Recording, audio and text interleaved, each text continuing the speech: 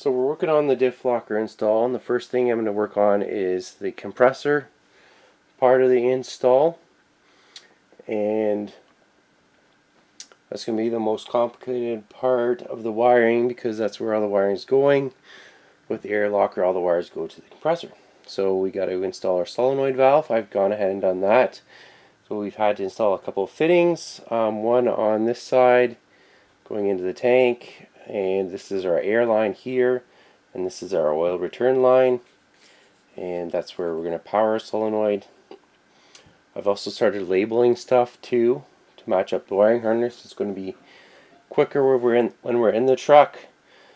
I labeled that P for power, and this is our locker switch, and this is the pressure switch. So I labeled that L and S, and then I started labeling the harness to match what's going to go where. So on the harness, there's a few things you're going to have to do. I've installed the ring terminals on the power. So this is labeled L because that's the locker switch, which is going to be fed from this one, which I've identified as the locker switch. This particular wiring harness is set up for 2 switches. So one of these we're not going to use.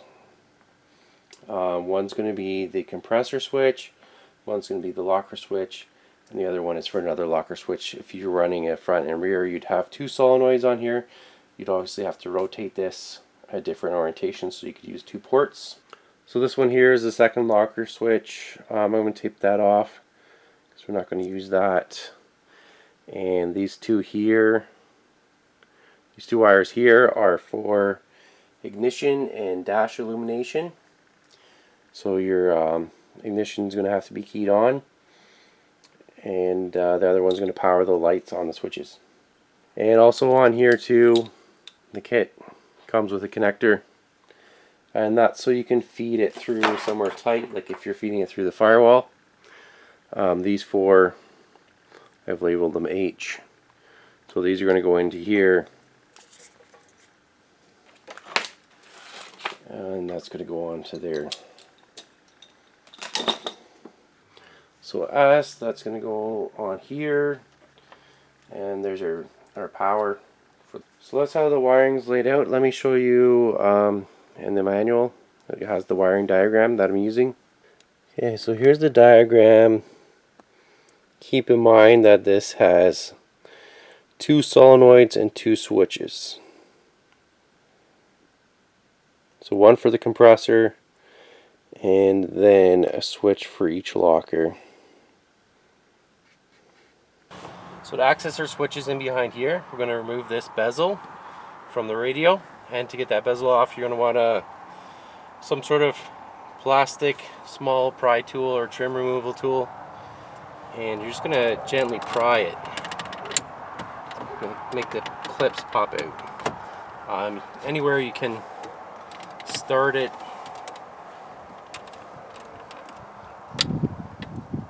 Once you get started, you can work your way around. You know, your radio will stay in, but your switches and stuff are going to come out with it.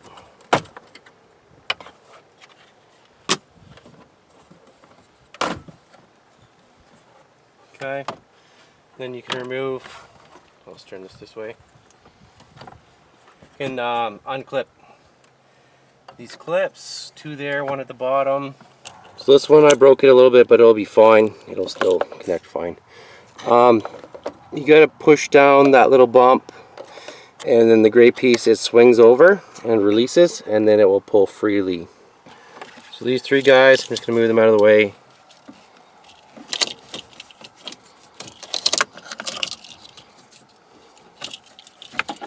What we're after are these 2 blank spots, and I may move all 3 of those down, and then I can have the 2 switches on the end for the compressor and locker. So these guys kind of pulled up on this tab a little bit, and then I can pop it out. The blank is out. I'll have to reach in there and grab it. And then I'll do the same on this blank, and then I'm going to move these 3 all over one. Alright, so I got the 3 switches moved over. That was no issue at all. And the new switches fit here.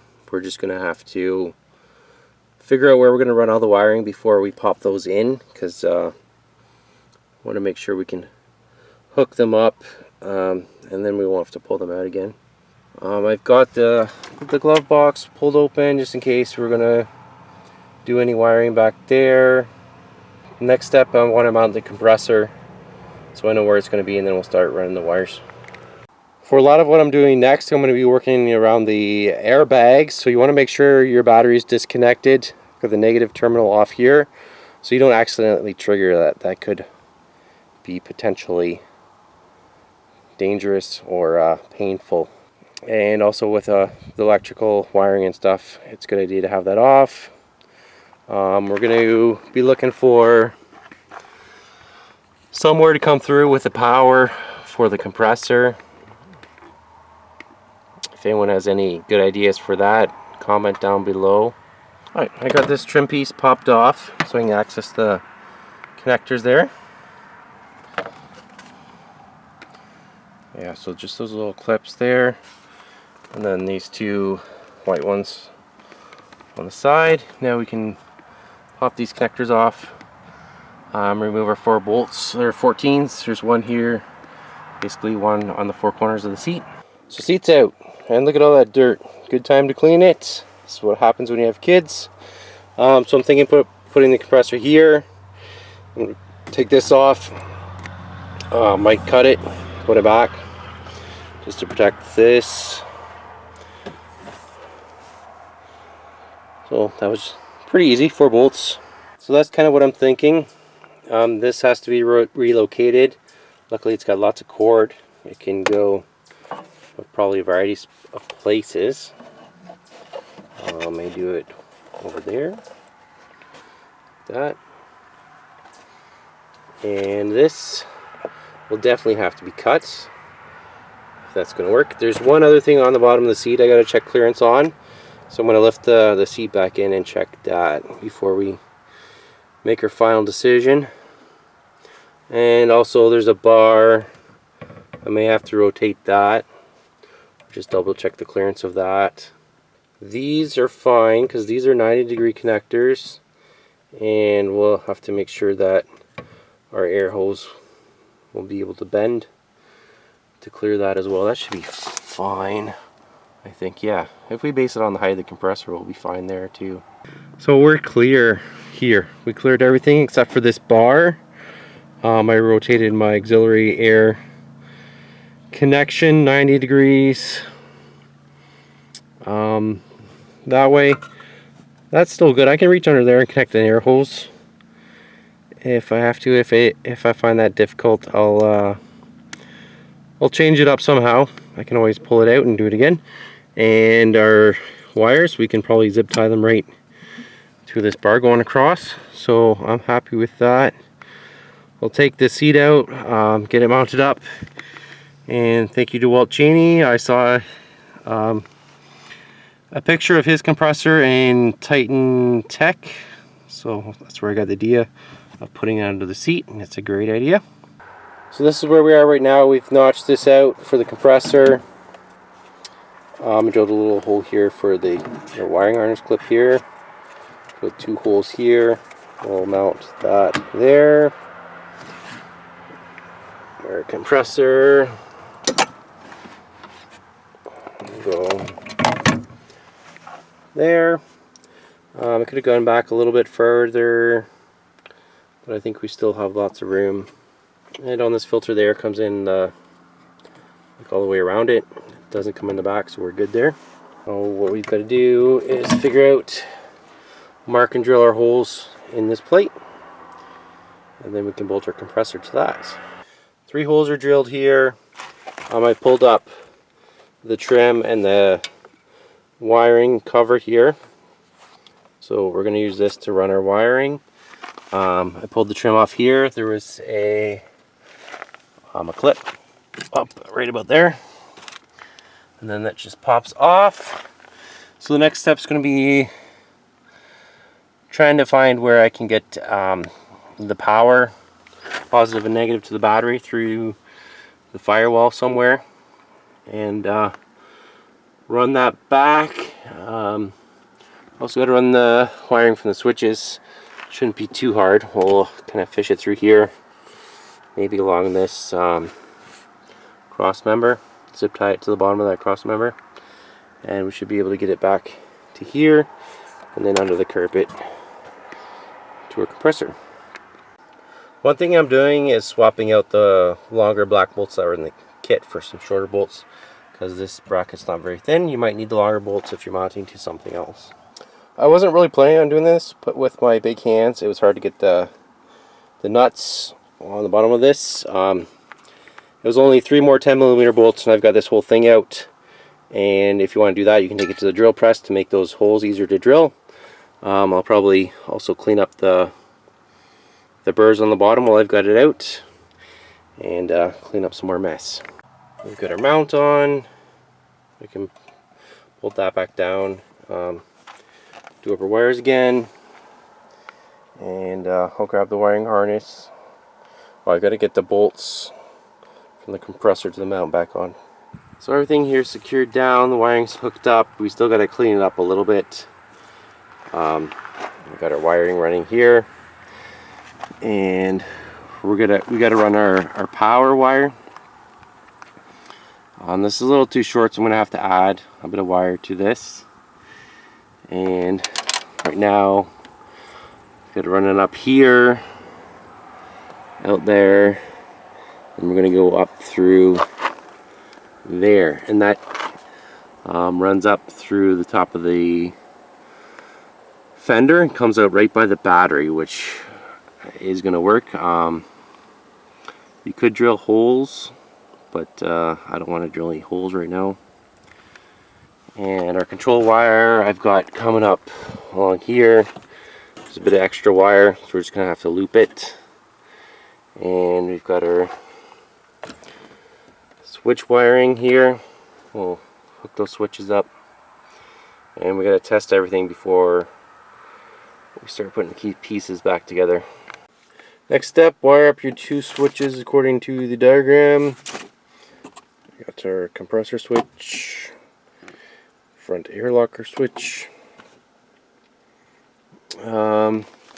Directions aren't clear on these. One's ignition and one is dash illumination.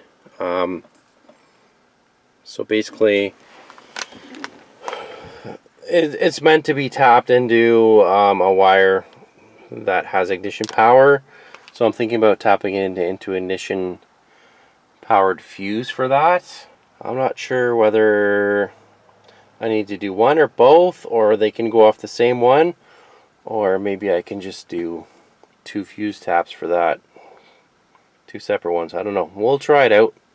Try some different things and see. I've still got to finish running the power to the battery. That's what I'm working on now. So those 2 switches are wired according to the wiring diagram. I had a bit of trouble figuring it out because you also have to kind of use this wiring diagram. I ended up splicing or using a wiring tap to wire the ignition isolating switch. I had to wire it between these 2, so one to the other, and then the ignition isolating switch is this one, which I haven't connected yet, but I was testing it, and I'm going to get a fuse tap and put it to a switched ignition fuse here. And this one's for dash illumination. It's so that when your lights are on, your gauges are lit up, your buttons are lit up, it will light up your locker switch buttons as well. But I'm just going to wire that to an ignition switch fuse too, so whenever the truck is on, those buttons will be lit up. I got to zip tie some wiring here. I put all the trim back on down here. I've tucked all my wiring in underneath, and it runs up here. It's running out there and into the fender well. When it's daylight again, we'll show you testing this out, and once I get the fuse tap in, we'll wire that up. I kind of forgot to film some of this as I was rushing to get it done before dark. So my power is coming up through the fender well there. I'm going to recover that hole. Here's our 50 amp fuse, and I just put it right to the battery for now. I'm going to clean this up, and I'm going to do something else with this later. Okay, so the two wires, red and yellow one is the ignition power, blue and white one is the dash illumination one. You can hook those into those specific circuits. I ended up splicing them together, and I've used a fuse tap. It looks like this. You can add your own fuses to it, and add an empty slot right here. This is keyed on power, and I just confirmed that with my meter. Key off, no power here. Key on, 12 volts here. So by splicing these together, you're going to have the illumination light on all the time on your switches, which is fine because you can't even notice it during the day. But at night it'll be lit up. If you don't have that, all your other buttons will be lit up except for your new ones, but you will want those lit up so you can actually see them. Yeah, so I've tapped into the fuse panel here. Empty slot. These top three, there was no power there at all. But this one was blank and it has ignition power. When the key's on, it has power. So we're all good. We're all buttoned up here. Trim put back on. We got to put our trim back on there. Seat back on here. And the actual diff will be a separate video, and I'll do the air lines when I reinstall the diff. So ignition on, our blue lights are lit up. You won't see them during the day, but at night you'll notice it. And we can hit our compressor switch. Compressor will pump up till it's pressurized. It has a pressure cutoff switch. We'll hit our solenoid switch. Compressor will run while the solenoid's open. If you're filling your tires or whatever, it will stay running.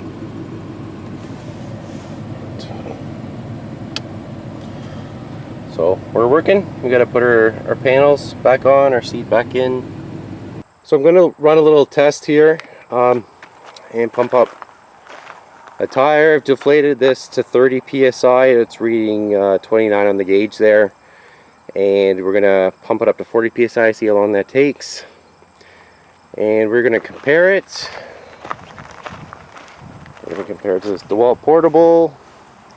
20 volt, it's got a 4 amp hour battery, fully charged battery. And we're going to pump it from 30 to 40 as well. And compare them. I love this little compressor. There's no, if you got it on the battery, there's no cords to carry around, but you can hook it right up to the 12 volt as well. So it's got options. So let's run the TRE air compressor and the Dewalt and see how they go. So let's start. Let's turn this one on. See, 29, and we gotta set it. Another good thing about this is it's kind of set and forget. So let's just make sure our TRE compressor is on too. Alright, so it's running, but it's not pumping the car yet. There. So the tank's full. That might give it a head start, but I didn't want to have to run and flip that switch on. Let's start this one. Let's run. Let's start filling this one. And you hear that compressor kick on? We'll hear the Dewalt kick off when it's up to pressure. This one we got to check. Seems to be working well so far. Oh, we're about 35 psi. Almost there. A little bit unfair because we're losing time when we stop to check the pressure as we're inflating here. There. We're at 40. That's where we need to go.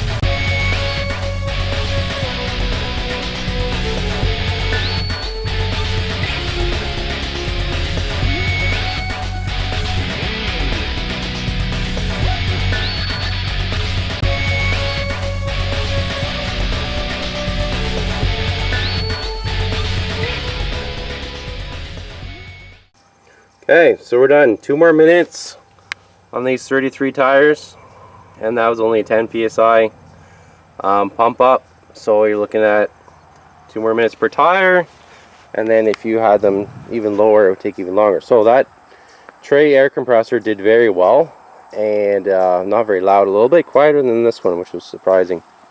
So if this video was interesting, please like it and subscribe to the channel for more content. Consider joining to become a member, or if any of my videos have helped you save time or money, consider using the super thanks button down below to help out my channel create more videos for you. Thank you.